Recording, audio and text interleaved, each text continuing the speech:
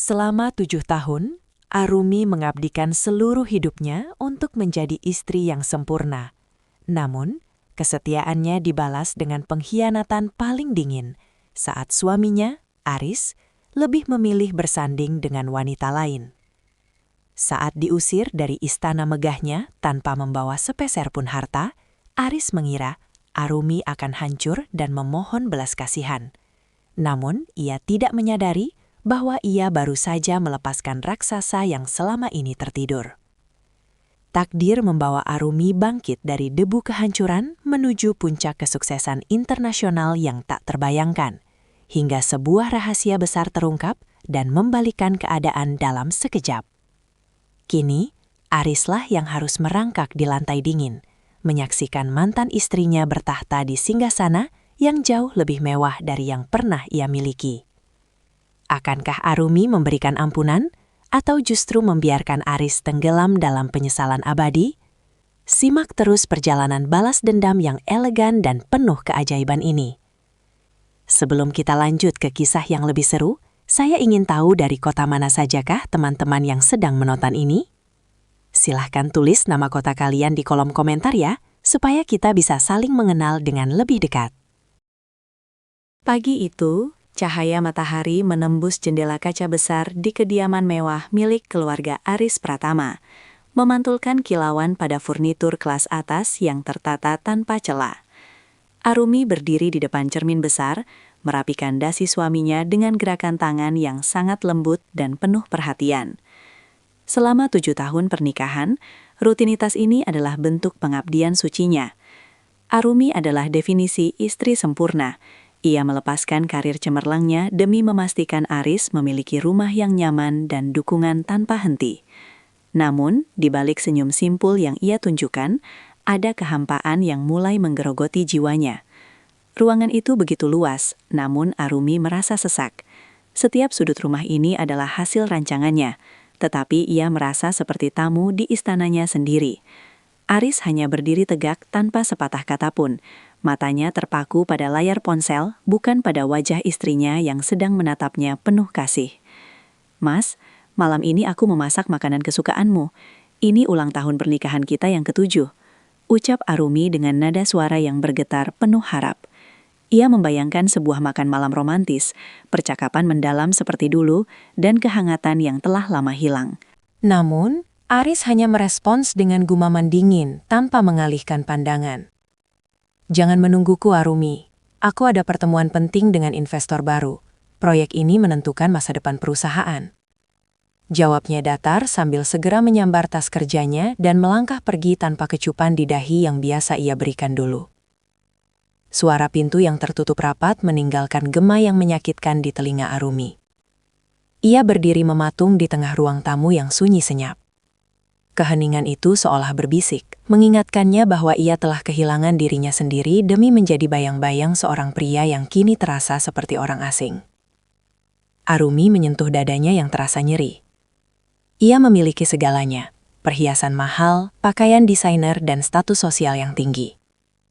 Namun di dalam sana, ia merasa seperti bejana kosong. Perasaan hampa ini bukan lagi sekadar rasa sepi, melainkan sebuah firasat buruk yang mulai menghantui pikirannya. Seolah takdir sedang menyiapkan badai besar yang akan memporak-porandakan dunianya yang tampak sempurna itu. Firasat buruk yang menghantui pikiran Arumi sejak pagi tadi tak kunjung meredah, bahkan saat jarum jam telah melewati angka 12 malam. Ia duduk di ruang makan yang remang-remang, menatap deretan lilin yang telah habis terbakar dan hidangan istimewa yang kini mendingin tanpa tersentuh. Kesunyian malam itu pecah saat suara deru mobil terdengar memasuki halaman. Arumi segera bangkit, mencoba membuang rasa kecewanya dan menggantinya dengan senyuman hangat untuk menyambut kepulangan suaminya. Namun saat pintu utama terbuka, yang ia temukan bukanlah sosok pria yang penuh rasa bersalah karena melewatkan momen penting mereka, melainkan Aris yang tampak sangat lelah dan justru menghindari kontak mata dengannya. Langkah kaki Aris yang terburu-buru menuju kamar mandi meninggalkan aroma yang asing di indera penciuman Arumi. Bukan wangi kopi atau aroma kantor yang biasanya melekat, melainkan semburat parfum wanita yang manis dan tajam, sesuatu yang sangat berbeda dari karakter Aris yang maskulin. Arumi berdiri terpaku di ambang pintu kamar, memerhatikan punggung suaminya yang sedang melepaskan jam tangan dengan tergesa-gesa. "Mas, bagaimana pertemuan dengan investornya? Apakah semuanya berjalan lancar?" Tanya Arumi dengan nada setenang mungkin, meski jantungnya berdegup kencang. Ia berharap ada penjelasan logis yang bisa menenangkan badai dalam hatinya. Namun, jawaban yang ia terima justru terasa seperti sembilu yang menyayat perasaannya. Aris hanya menghela napas panjang tanpa menoleh. Wajahnya menunjukkan gurat kekesalan yang tidak tertutup-tutupi. "Bisakah kamu tidak bertanya terus, Arumi? Aku sedang pusing dengan urusan kantor, bukan untuk diinterogasi seperti pencuri." Bentaknya pelan namun tajam. Aris segera meraih ponselnya yang terus bergetar di atas meja nakas. Sebuah notifikasi pesan masuk membuat ekspresi wajahnya berubah menjadi lebih lunak dalam sekejap. Sebuah senyum tipis yang tak pernah lagi ia berikan pada Arumi. Malam itu, di bawah selimut yang sama, namun dalam dingin yang berbeda, Arumi menyadari bahwa jarak antara mereka bukan lagi sekadar kesibukan, melainkan ada sebuah rahasia besar yang mulai membangun tembok tinggi di antara hati mereka. Tembok tinggi yang mulai terbangun di antara mereka kian terasa nyata saat fajar menyingsing, meninggalkan Arumi dalam terjaga yang melelahkan. Pagi itu, Aris bergegas berangkat lebih awal dari biasanya, bahkan sebelum kopi hitam kesukaannya sempat disesap. Dalam ketergesaan itu, ia meninggalkan jas kerja yang dikenakannya semalam di atas tempat tidur. Sebuah kecerobohan yang jarang sekali terjadi. Arumi mendekat. Niat awalnya hanyalah untuk merapikan pakaian tersebut ke binatu. Namun, jemarinya menyentuh sesuatu yang keras di dalam saku dalam jas itu. Dengan tangan yang sedikit gemetar, ia menarik keluar sebuah benda mungil yang berkilau di bawah cahaya lampu kamar. Sebuah anting mutiara yang elegan namun bukan miliknya. Benda kecil itu terasa begitu berat di telapak tangan Arumi, seolah membawa beban kebenaran yang selama ini ia sangkal habis-habisan. Ia terduduk di tepi ranjang, menatap mutiara itu dengan pandangan yang mulai mengabur oleh air mata yang tertahan di pelupuk mata. Rasa sesak yang sebelumnya hanya berupa firasat, kini menjelma menjadi kepastian yang menyesakkan dada. Tak berhenti di situ, perhatiannya teralih pada sebuah struk belanja yang menyembul dari saku yang sama. Sebuah reservasi kamar hotel mewah dan pembelian perhiasan mahal atas nama Aris, tertanggal tepat pada malam ulang tahun pernikahan mereka yang seharusnya dirayakan bersama di rumah ini. Setiap detail yang tertera di kertas kecil itu menghancurkan sisa-sisa kepercayaan yang ia pupuk selama 7 tahun terakhir. Dunia yang ia bangun dengan penuh kesabaran dan pengorbanan kini terasa seperti panggung sandiwara yang runtuh seketika. Arumi tidak berteriak, tidak pula melempar barang-barang di sekitarnya. Ia hanya terdiam dalam kehampaan yang luar biasa dalam.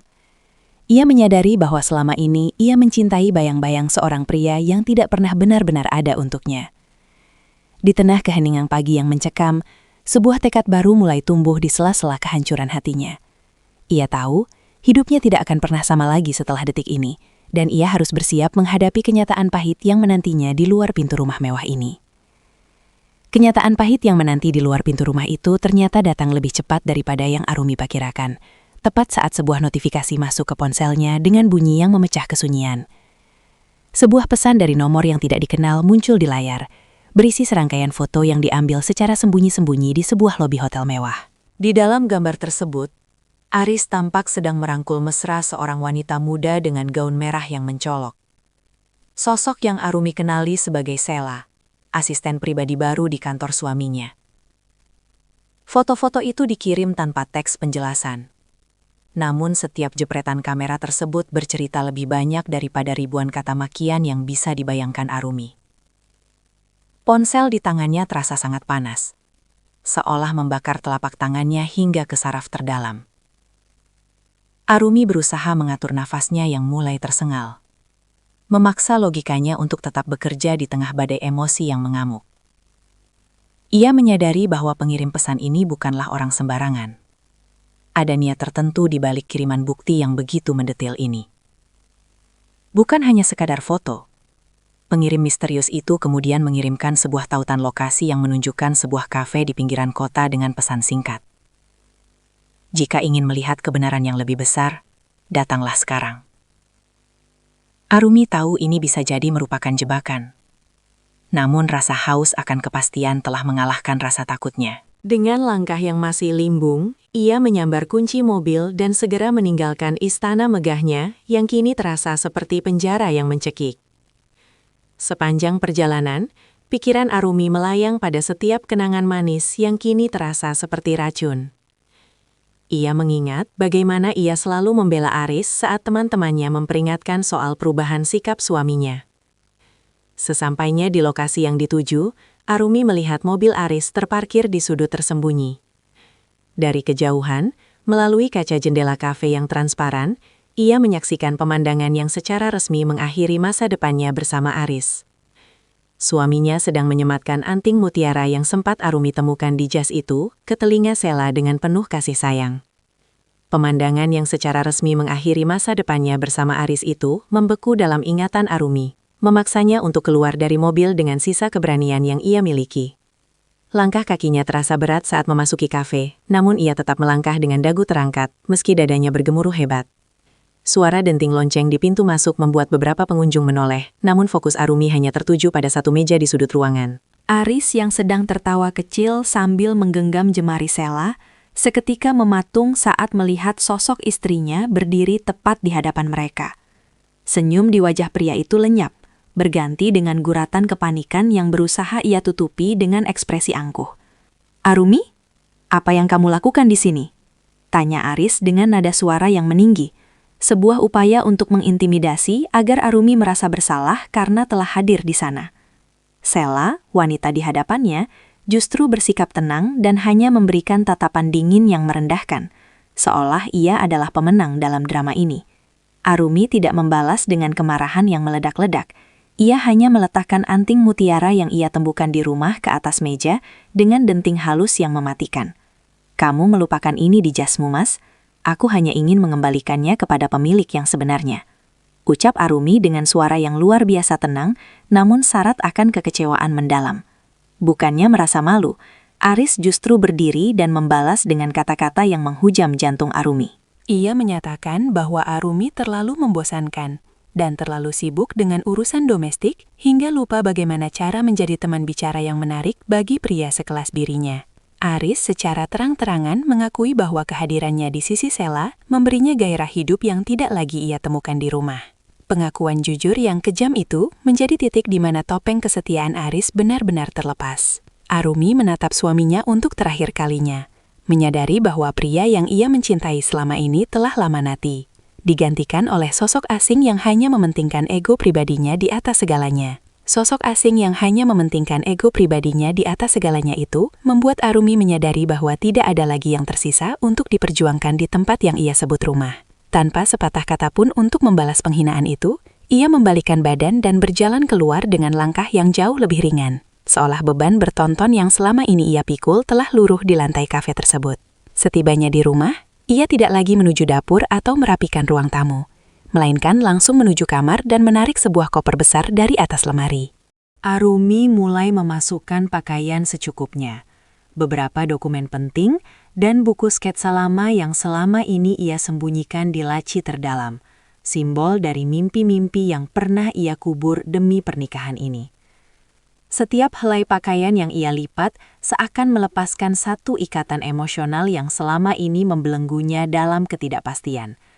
Ia sengaja meninggalkan semua perhiasan pemberian Aris, tas-tas mewah, dan gaun-gaun mahal di dalam lemari. Ia tidak ingin membawa satu pun kenangan yang dibeli dengan harga-harga dirinya. Arumi memandang kamar itu untuk terakhir kalinya, sebuah ruangan yang indah namun tidak pernah memberikan kehangatan yang tulus. Sebelum melangkah pergi, ia mengeluarkan ponsel dan mematikan semua akses pelacakan lokasi, memutuskan komunikasi sepenuhnya dari lingkaran kehidupan Aris yang penuh dengan kepalsuan.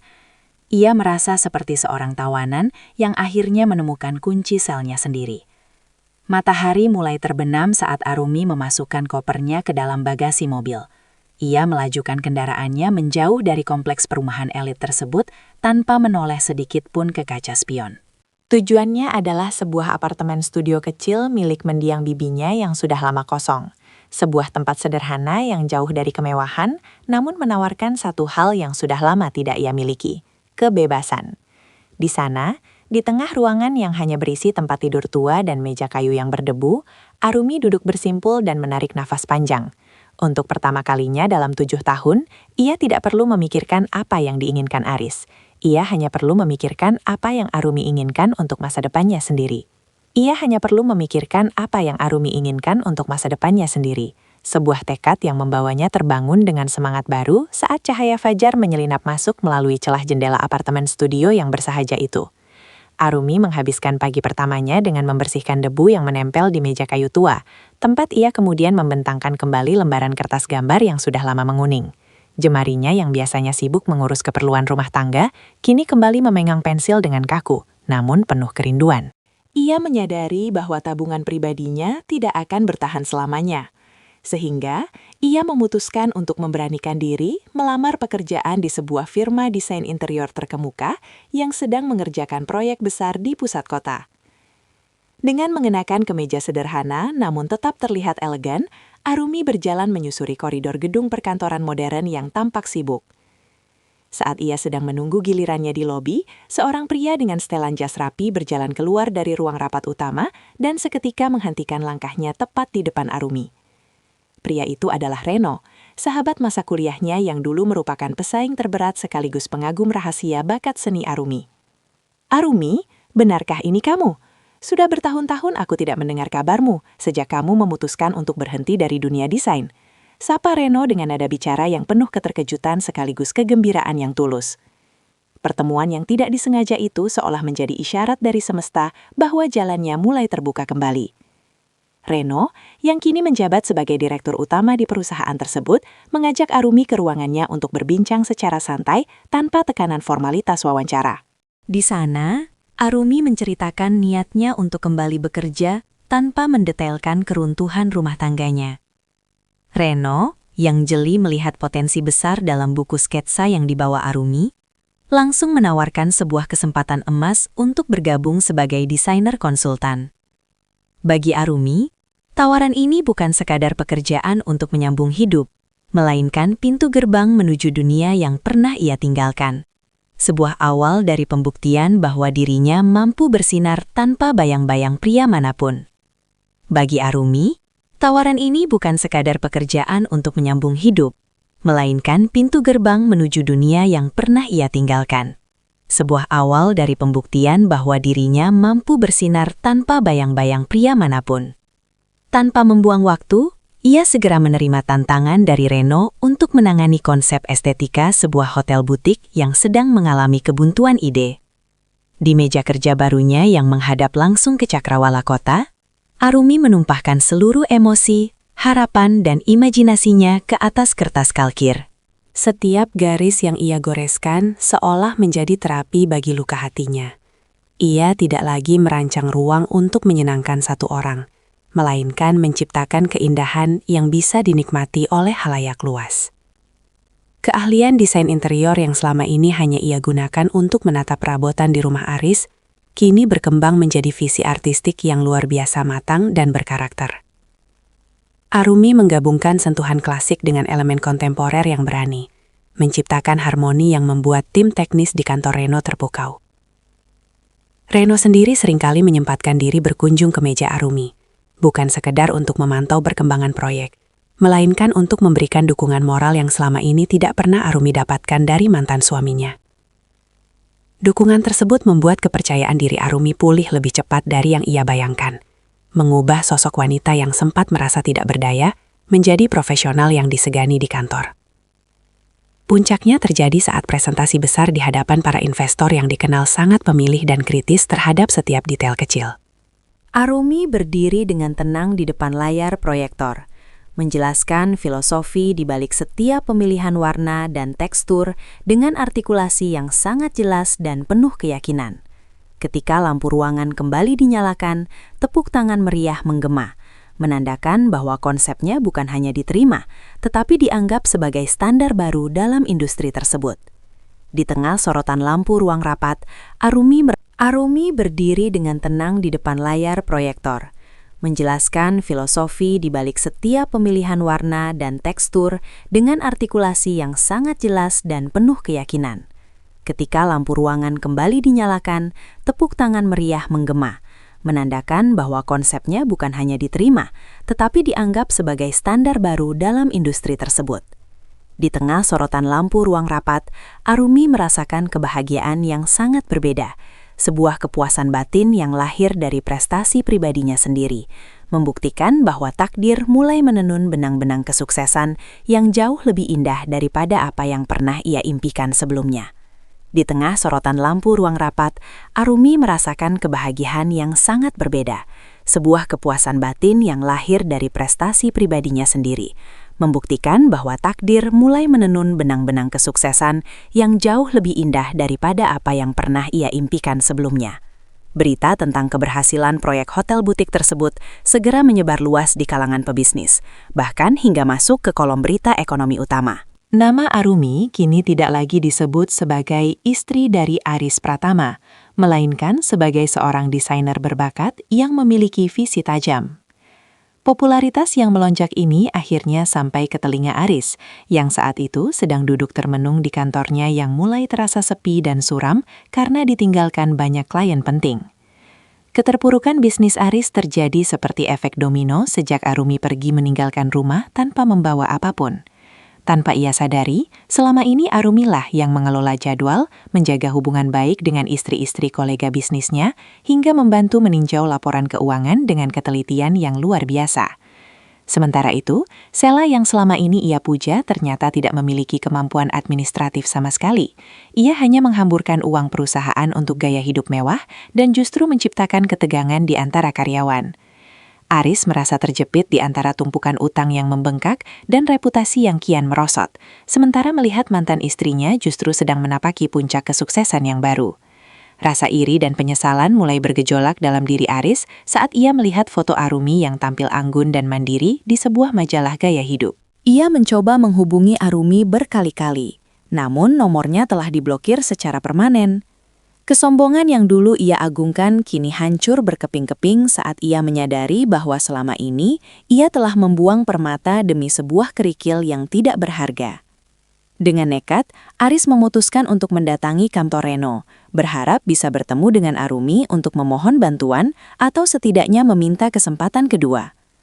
Namun, ia tidak menyadari bahwa Arumi yang sekarang bukanlah lagi wanita lemah yang bisa ia kendalikan dengan kata-kata manis ataupun ancaman. Namun, ia tidak menyadari bahwa Arumi yang sekarang bukanlah lagi wanita lemah yang bisa ia kendalikan dengan kata-kata manis ataupun ancaman. Saat Aris melangkah masuk ke lobi kantor Reno yang megah, ia harus berhadapan dengan petugas keamanan dan asisten pribadi yang menjaga ketat akses menuju ruangan Arumi. Dari balik kaca pembatas, Arumi melihat sosok pria yang dulu ia muliakan, kini tampak kuyu, dengan setelan jas yang tak lagi serapi dulu. Ada sejumput rasa iba yang sempat melintas di relung hati Arumi. Sebuah sisa kemanusiaan dari tahun-tahun kebersamaan mereka yang panjang. Namun logika segera mengambil alih kendali emosinya saat ia mengingat pengkhianatan yang begitu dingin di kafe kala itu. Arumi akhirnya bersedia menemui Aris di sebuah ruang tamu terbuka yang netral. Didampingi oleh Reno yang mengawasi dari kejauhan untuk memastikan kenyamanan rekan kerjanya. Aris langsung merendahkan suaranya, memohon agar Arumi bersedia membantunya, menyelamatkan perusahaan yang sedang berada di ambang kebangkrutan karena salah kelola.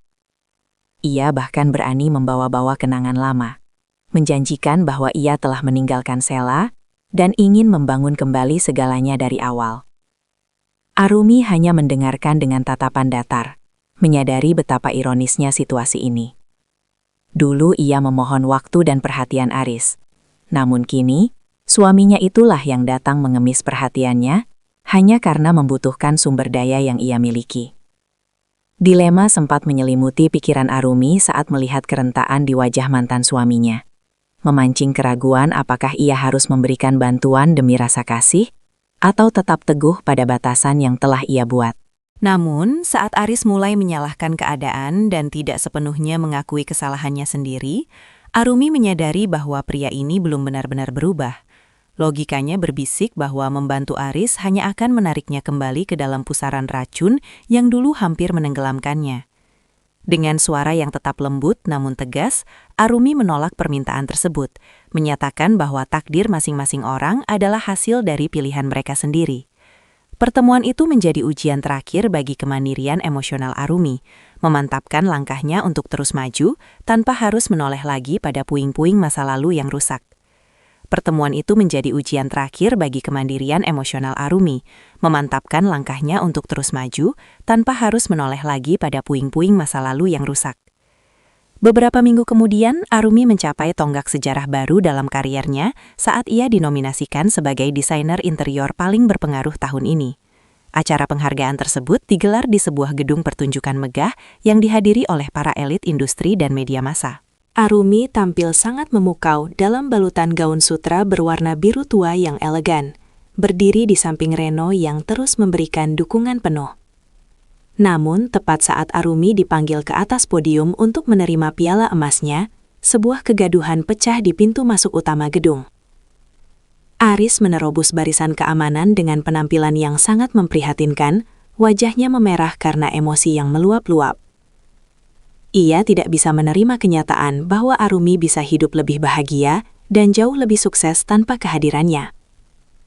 Di depan ratusan tamu dan sorotan kamera yang sedang menyiarkan acara tersebut secara langsung, Aris berteriak histeris, menuduh Arumi sebagai istri yang tidak tahu diri karena telah meninggalkan suaminya di masa sulit. Keheningan yang mencekam menyelimuti ruangan. Semua orang terpaku melihat konfrontasi yang memalukan tersebut. Aris terus meracau, mencoba meruntuhkan reputasi yang telah dibangun Arumi dengan susah payah, sembari memohon agar Arumi kembali demi menyelamatkan sisa-sisa hidupnya yang hancur. Arumi berdiri mematung di atas podium, merasakan jantungnya berdegup kencang karena rasa malu dan amarah yang bergejolak. Namun, alih-alih melarikan diri atau menangis, ia menarik napas panjang dan memegang mikrofon dengan tangan yang sangat stabil. Ia memandang tepat ke arah Aris, bukan dengan kebencian, melainkan dengan ketegasan yang mutlak. Kesuksesan ini bukan tentang membalas dendam, Mas. Ini tentang aku yang akhirnya menemukan keberanian untuk berdiri di atas kakiku sendiri.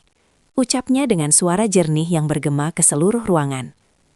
Di bawah sorotan lampu panggung yang menyilaukan, Arumi harus menghadapi konfrontasi terbesar dalam hidupnya, di mana pilihan yang ia buat malam itu akan menentukan apakah ia tetap menjadi korban atau secara resmi menjadi pemenang atas takdirnya sendiri. Di bawah sorotan lampu panggung yang menyilaukan, Arumi harus menghadapi konfrontasi terbesar dalam hidupnya, di mana pilihan yang ia buat malam itu akan menentukan apakah ia tetap menjadi korban atau secara resmi menjadi pemenang atas takdirnya sendiri.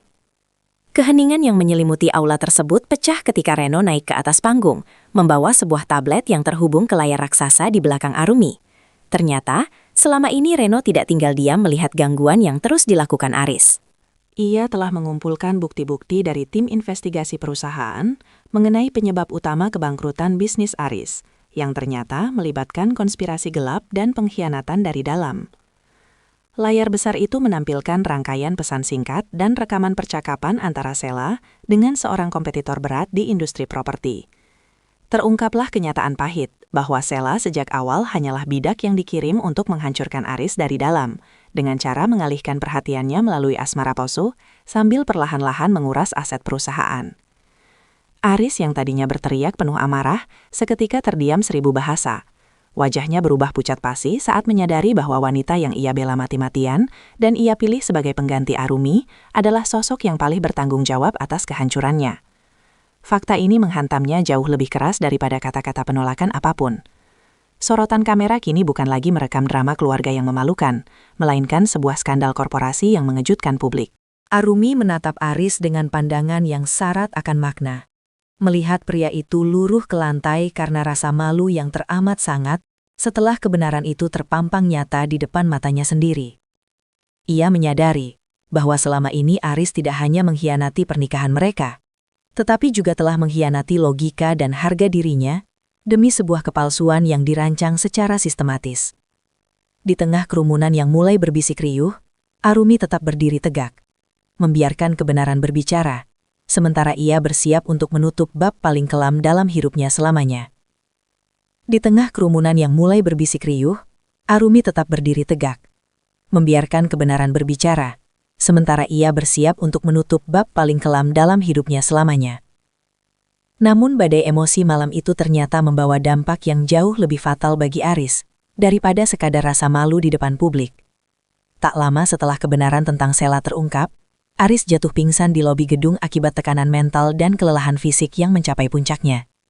Kabar ini sampai ke telinga Arumi saat ia baru saja hendak merayakan kemenangannya bersama tim. Kabar berikutnya datang dari pihak rumah sakit. Aris didiagnosis mengalami serangan jantung ringan akibat stres berkepanjangan dan kondisi tubuh yang drastis menurun. Keluarga besar Aris, yang selama ini menutup mata atas perilaku buruk putra mereka, tiba-tiba muncul dan mulai menghujani Arumi dengan telepon serta pesan yang bernada menyalahkan. Mereka menuntut Arumi untuk kembali dan mendampingi Aris di masa pemulihan, dengan alasan bahwa hanya Arumi yang mampu membangkitkan semangat hidup pria itu. Arumi berdiri di balkon kantornya, menatap kerlap-kerlip lampu kota dengan perasaan yang campur aduk. Di satu sisi, ada nurani yang membisikkan rasa belas kasih untuk membantu sesama manusia yang sedang sekarat. Namun di sisi lain, prinsip hidupnya mengingatkan bahwa ia telah bekerja terlalu keras untuk lepas dari jeratan manipulasi emosional tersebut. Pilihan ini terasa semakin sulit ketika sebuah tawaran kerjasama impian dari firma desain ternama di London datang di saat yang bersamaan. Arumi diharuskan berangkat dalam waktu 1 minggu jika ia menerima posisi tersebut. Ia berada di persimpangan jalan yang sangat krusial. Kembali menjadi malaikat penyelamat bagi pria yang telah menghancurkannya, atau melangkah jauh melintasi benua demi mengejar mimpi yang sudah berada di depan mata. Malam-malam Arumi dilewati dengan perenungan mendalam, menyadari bahwa takdir sedang menguji apakah ia benar-benar telah merdeka atau masih terikat oleh rantai rasa bersalah yang tidak seharusnya ia pikul lagi. Langkah kaki Arumi akhirnya membawanya ke koridor rumah sakit yang dingin, tempat Aris terbaring lemah dengan berbagai peralatan medis yang menempel di tubuhnya. Alih-alih datang sebagai istri yang penuh tangis, Arumi hadir dengan ketenangan yang luar biasa. Ia menatap wajah pria yang pernah menjadi pusat dunianya itu, namun anehnya, ia tidak lagi merasakan getaran cinta maupun benci yang membara. Yang tersisa hanyalah rasa kemanusiaan yang murni, seperti melihat seorang asing yang sedang membutuhkan bantuan di tengah jalan. Arumi memutuskan untuk membiayai seluruh pengobatan Aris hingga pulih sepenuhnya, dan membantu mengatur ulang manajemen sisa aset perusahaan, agar setidaknya mantan suaminya itu memiliki modal untuk memulai hidup baru yang sederhana. Namun, saat Aris tersadar dan mencoba menggenggam tangannya sambil membisikkan kata maaf dengan suara yang parau, Arumi perlahan menarik tangannya. Ia meletakkan sebuah map putih di atas meja samping tempat tidur. Aku membantumu karena itu adalah hal benar yang dilakukan manusia kepada sesamanya, bukan karena aku masih milikmu. Ucap Arumi dengan nada suara yang mantap. Map itu berisi surat keputusan resmi dari pengadilan dan kontrak pelimpahan aset yang menandai berakhirnya segala urusan di antara mereka secara hukum. Keputusan final ini menjadi pernyataan paling lantang bagi kemerdekaan Arumi. Ia memilih untuk memaafkan tanpa harus kembali, dan membantu tanpa harus mengorbankan masa depannya sendiri. Dengan hati yang kini benar-benar bersih dari segala beban, Arumi melangkah keluar dari kamar rawat tersebut tanpa menoleh ke belakang. Ia segera menuju bandara, mengejar penerbangan menuju London untuk menjemput impian besarnya yang telah lama tertunda. Di dalam kabin pesawat yang membawanya terbang melintasi benua, Arumi memejamkan mata dan tersenyum tipis. Ia tahu bahwa ia tidak hanya memenangkan karirnya, tetapi ia telah memenangkan pertempuran terbesar melawan rasa bersalahnya sendiri. Ia tahu bahwa ia tidak hanya memenangkan karirnya, tetapi ia telah memenangkan pertempuran terbesar melawan rasa bersalahnya sendiri. Sebuah kemenangan yang ia rasakan sepenuhnya saat menghirup udara musim dingin yang segar di pusat kota London. Jauh dari hiruk-pikuk masa lalu di tanah air, Arumi memulai lembaran baru sebagai direktur kreatif untuk sebuah firma desain global yang prestisius. Di sini, tidak ada seorang pun yang mengenalnya sebagai wanita yang ditinggalkan. Mereka mengenalnya sebagai The Visionary Arumi, seorang jenius yang mampu mengubah ruang hampa menjadi karya seni yang bernyawa. Kehidupan di kota ini memberikan warna-warna baru yang lebih cerah, di mana setiap jalanan berbatu dan arsitektur klasik menjadi inspirasi tanpa batas bagi sketsa-sketsanya yang kian mendunia. Kesuksesan finansial mengalir deras seiring dengan banyaknya penghargaan internasional yang ia raih. Namun, bukan itu yang membuatnya merasa kaya. Arumi kini memiliki waktu untuk dirinya sendiri, membaca buku di taman kota, mengunjungi galeri seni tanpa perlu terburu-buru pulang, dan membangun lingkaran pertemanan yang tulus menghargai ide-idenya. Takdir seolah sedang mengganti setiap tetes air mata yang dulu pernah jatuh dengan peluang-peluang emas yang tak terduga. Ia kini mampu membeli segala hal yang dulu hanya bisa ia impikan, mulai dari rumah studio yang artistik di pinggiran Sungai Thames, hingga kebebasan untuk bepergian kemanapun kakinya ingin melangkah tanpa perlu meminta izin atau validasi dari siapapun. Di tengah kesibukan yang produktif itu, Arumi menyadari bahwa kemandirian adalah bentuk kemewahan yang paling hakiki. Ia tidak lagi membutuhkan seseorang untuk melengkapinya, karena ia telah menemukan keutuhan di dalam dirinya sendiri. Reno, yang tetap setia menjalin komunikasi dan sesekali mengunjunginya untuk urusan bisnis, melihat perubahan luar biasa pada sosok Arumi. Wanita itu kini memancarkan aura kepercayaan diri yang tenang dan berwibawa.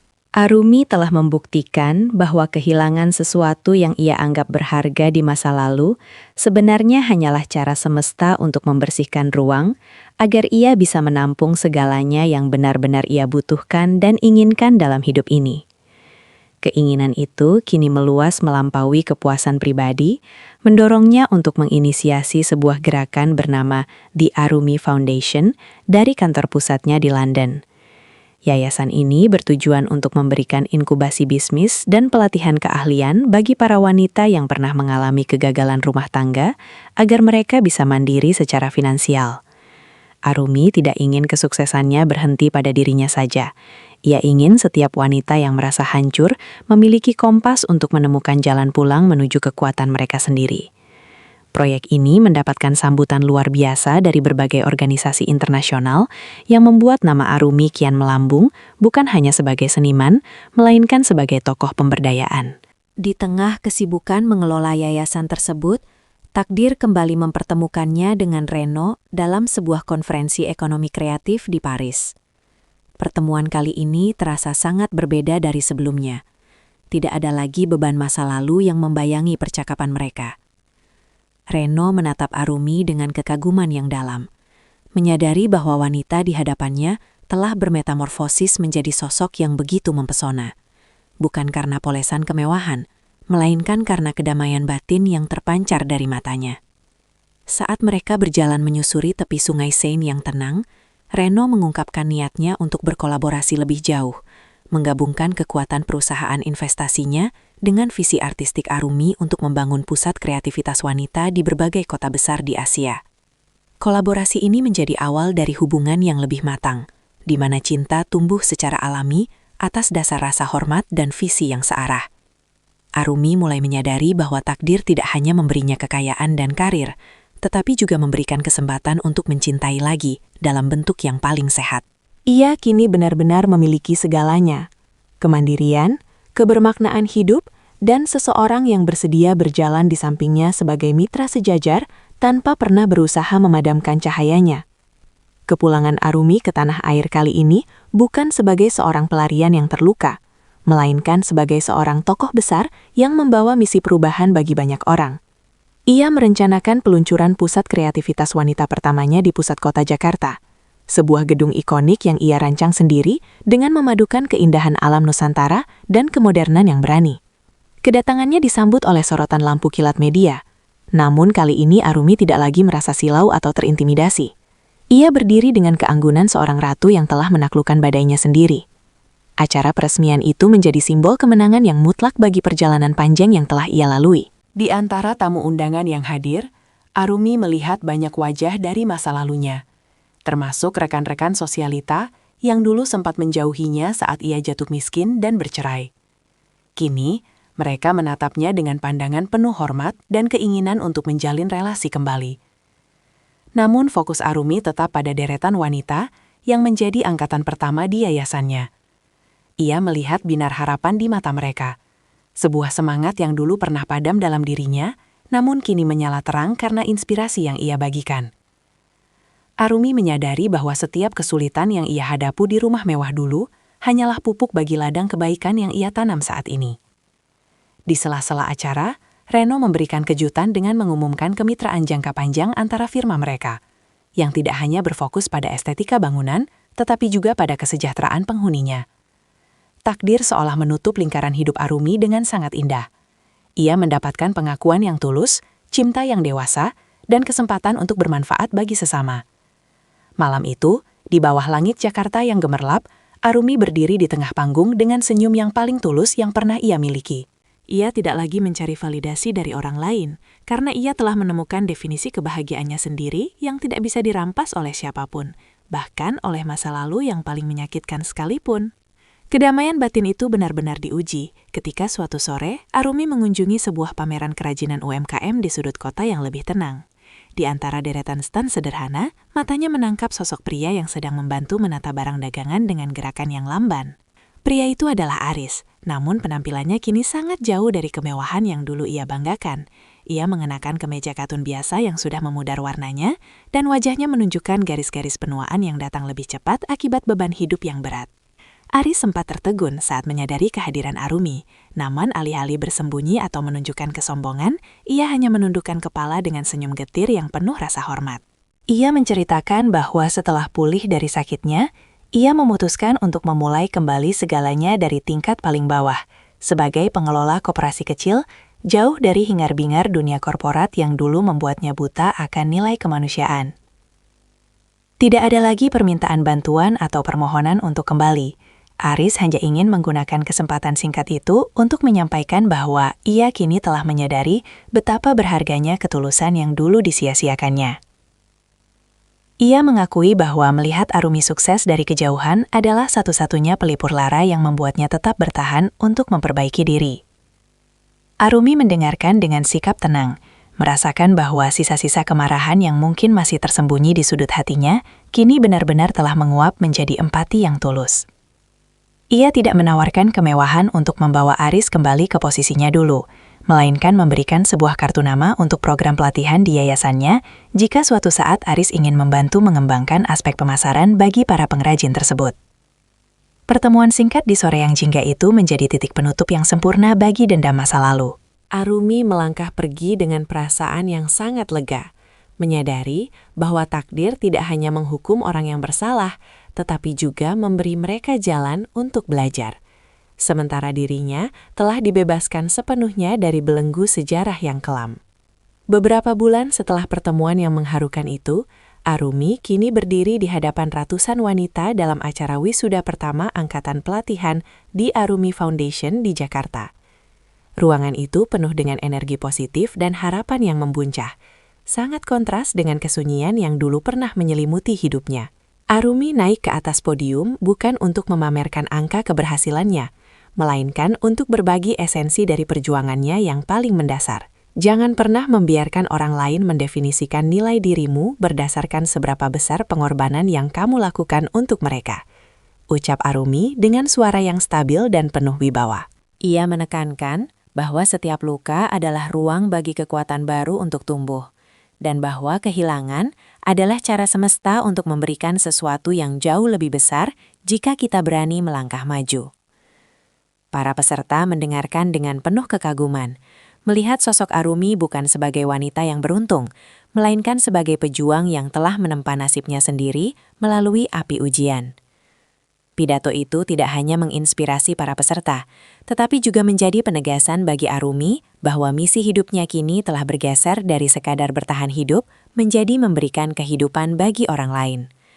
Di barisan depan, Reno duduk dengan bangga, menatap wanita yang ia cintai dengan penuh rasa hormat.